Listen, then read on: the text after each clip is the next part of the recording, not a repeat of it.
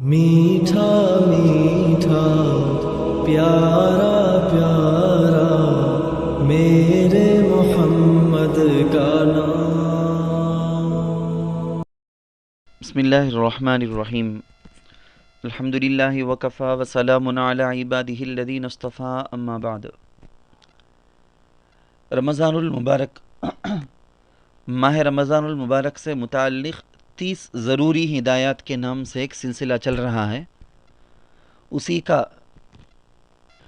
اسی کا یہ 5واں حصہ ہے، قسط اور پارٹ نمبر 5۔ نمبر 21، یہ رمضان سے پہلے ہی سے ہم کو خیال کرنے کی بات ہے۔ سگریٹ، بیڑی، پان اور دیگر نشہ آور اشیاء کا استعمال محدود کرنا۔ پوری کوشش کریں کہ ان سے ہمیشہ کے لیے جان چھڑا لی جائے، تاکہ روزے میں بھی کسی پریشانی کا سامنا نہ کرنا پڑے، اور رمضان المبارک کے مہینے میں ہمت اور حوصلہ کرتے ہوئے اللہ تعالیٰ سے مدد مانگتے ہوئے ان آفتوں سے بآسانی جان چھڑائی جا سکتی ہے۔ نمبر 20 پر 2، ملاقاتوں کا سلسلہ محدود کر لیں۔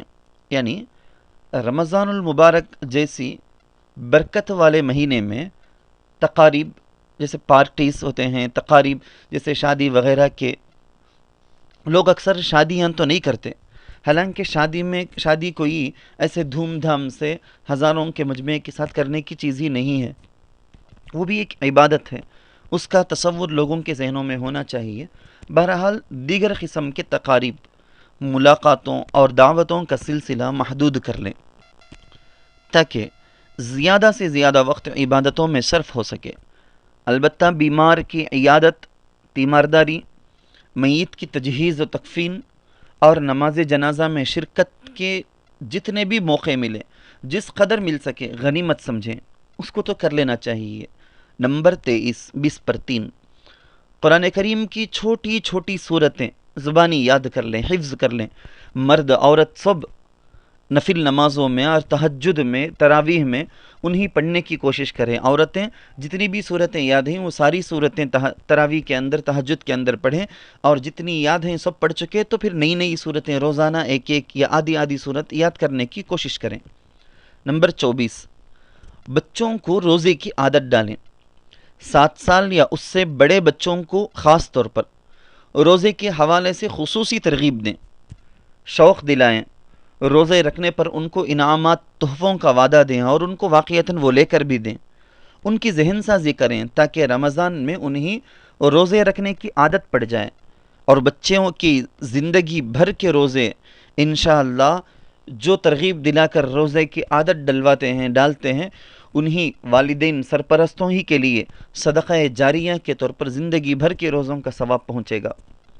نمبر 25، کم کھانے کی عادت ڈالیں۔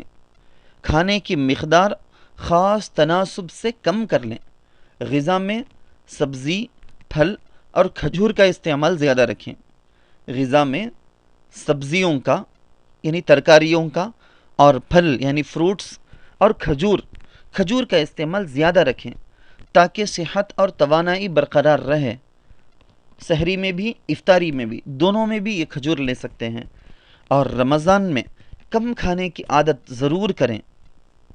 زیادہ کھانے کا بوجھ، بدہضمی اور سستی عبادتوں میں رکاوٹ بن جاتے ہیں۔